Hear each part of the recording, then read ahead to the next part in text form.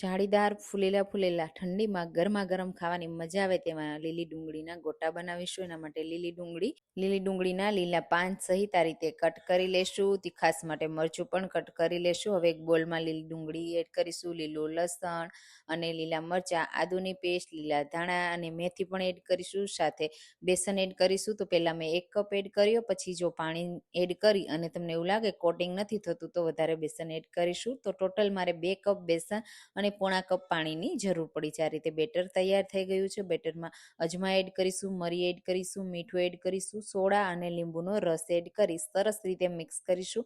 અને soda add કરીએ ને ત્યારે આપણે તેલને પણ ગરમ થવા માટે મૂકી દેવાનું, એટલે સરસ રીતે ગોટા છે ને ફૂલી જાય. આ રીતે તેલમાં મૂકશો ને તરત ઉપર આવી જશે અને તમે જુઓ ઓટોમેટિક એ ફરી પણ જશે. આ રીતે બબલ્સ થશે એટલે એકદમ પરફેક્ટ અંદરથી જાળીદાર સોફ્ટ ગોટા તૈયાર થશે.